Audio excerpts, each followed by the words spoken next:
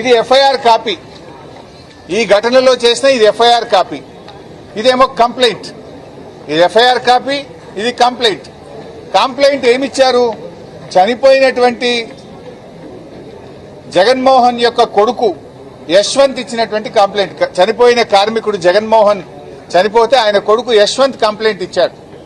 ఆ కంప్లైంట్ లో ఎంత స్పష్టంగా చెప్పారంటే, ఈ సిగాచి కంపెనీలో పాతబడిన మెషినరీ ఉండడంతో ప్రమాదం సంభవిస్తుందని ఎన్నోసార్లు మా నాన్న మరియు ఇదే కంపెనీలో పనిచేయుచున్న వర్కర్లు కంపెనీ మేనేజ్మెంట్ కు చెప్పడం జరిగింది. అయినా మేనేజ్మెంట్ ఉద్దేశపూర్వకంగా కావాలని అదే పాతబడిన మెషినరీలతో పనిచేయించారు. ఇలాగా పనిచేస్తే చాలా ప్రాణ నష్టం జరుగుతుందని మరియు తీవ్రమైన హాని కలిగే అవకాశం ఉన్నదని మా కుటుంబ సభ్యులకు నాన్న చెప్పుతూ చాలాసార్లు బాధపడేవాడు అని ఇంత స్పష్టంగా కంప్లైంట్ ఉంది. ఈ కంప్లైంట్ మీదనే ఎఫ్ఐఆర్ అయింది. ఇందులో యాజమాన్యం నిర్లక్ష్యం ఉంది. పాత మిషనరీతో పనిచేయడం వల్ల ఈ సంఘటన జరిగింది అంటే ఇంతవరకు యాజమాన్యం మీద కేసు పెట్టలే.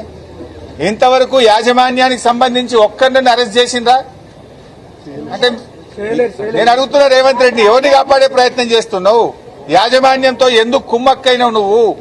ఎందుకు యాజమాన్యం మీద కేసు పెట్టలే, వాళ్ళని అరెస్ట్ చేయలేదు? కంప్లైంట్ లో స్పష్టంగా ఉంది. ఈ కంప్లైంట్ మీదనే ఎఫ్ఐఆర్ అయింది. యాజమాన్యం నిర్లక్ష్యం వల్ల, పాత మిషనరీ పెట్టడం వల్ల, ఎన్నోసార్లు చెప్పిన నిర్లక్ష్యం చేయడం వల్ల ఈ బ్లాస్టింగ్ జరిగింది, దీంట్లో మా వాళ్ళు చనిపోయారని అంత స్పష్టంగా కంప్లైంట్ వస్తే రేవంత్ రెడ్డి ఎందుకు యాజమాన్యాన్ని కాపాడుతుంది? యాజమాన్యంతో ఉన్న లాలూచి ఏంది అని నేను అడుగుతా ఉన్నా.